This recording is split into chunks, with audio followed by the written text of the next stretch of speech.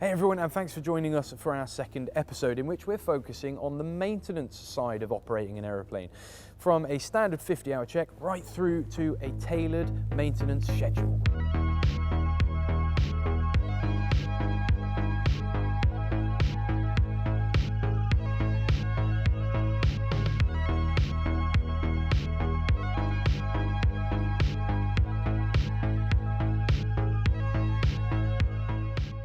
Now that you have access to an aircraft and have been enjoying drinking gallons of tea and eating expensive hamburgers, it actually comes to a stage where we've got to give the aircraft some TLC.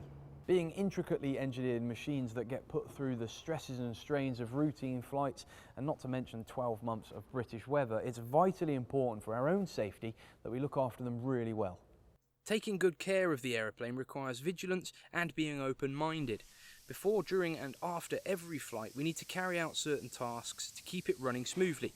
This involves checking the oil, cleaning the windscreen, and ensuring that the tyres are inflated correctly, to name just a few.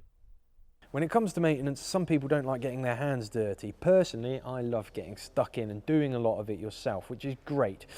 When we think about the certified world, aircraft are maintained regularly on a 50-hour basis, but for Light Aircraft Association aeroplanes, they have a bespoke, tailored maintenance schedule, and this is done on about a 6-monthly basis that falls in line with the annual, which of course we do every 12 months. Though it's great to do all of the work yourself, if you'd prefer, you can of course get an aero engineer to do the work for you. The next constant in any aeroplane's annual cycle is its annual inspection, and this is a much more in-depth look at the aeroplane as a whole. I caught up with Jerry Parr of the LAA, who explained the process in more detail. Jerry, we've talked a lot about keeping the costs down and owners getting involved in the maintenance of their aircraft. Some outsiders may say that that would compromise safety. Is this the case? No, it isn't. And even on certified aircraft, owner pilots are allowed to do a certain number of maintenance tasks on their own, and it's similar with the LAA.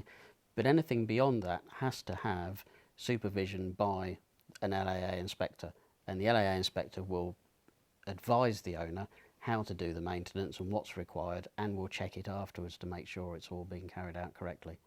And that really is the case down to every split pin, piece of locking wire, nut, bolt, everything? Absolutely, yeah, and particularly when there are things like engine controls and flying controls, they actually require a duplicate signature.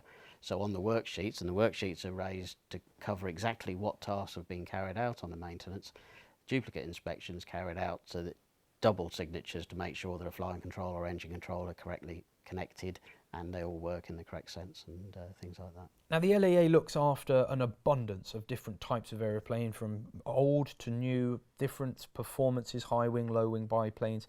How do you maintain a sort of safe maintenance schedule for all of them? Each aircraft, and even each specific aircraft, there's a tailored maintenance schedule is drawn up by the owner and their inspector. And so even though one aircraft might be a biplane, another one a monoplane, and high wings, low wings, retractable undercarriage, the tailored maintenance schedule is designed to specifically enable that aircraft to be correctly maintained. And what does a future for maintenance look like under the LAA scheme? Particularly, and the reason I ask is because we're starting to see much more complex systems in avionics and glass cockpits, composite materials, and also engines are becoming a lot more complicated. That's very true, but as the aircraft types are introduced and the systems are introduced, people grow up with them and they're well aware of any problems that may encounter in their use. Jerry Parr is carrying out maintenance on his beautiful RV12.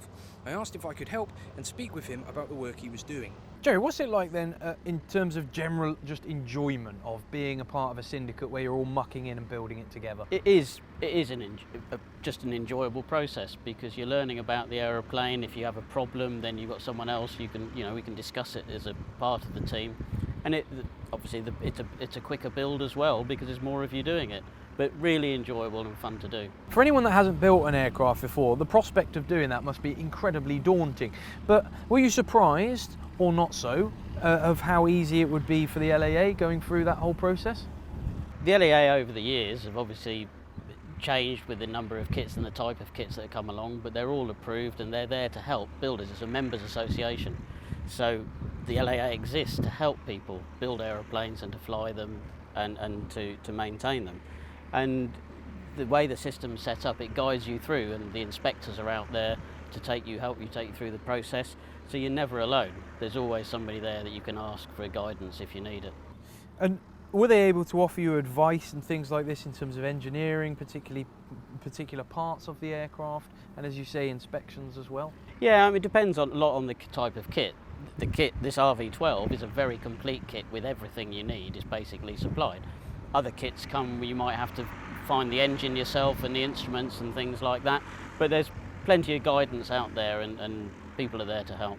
Now that the aircraft's obviously complete, you've got the ongoing maintenance and things to take care of. Is that reasonably straightforward and cost effective? It is cost effective because it's only really the cost of the parts. You're not having to pay labour beyond the services of the inspector, and they may charge for their time, they may not, but it's all on that sort of very low cost compared with the certified aircraft operation.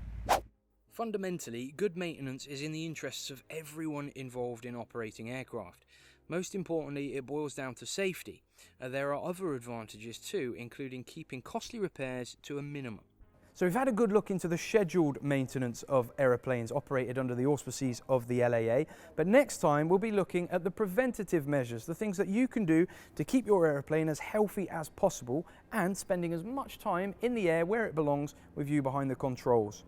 Make sure you click on the link to stream, and from me, for now, it's goodbye.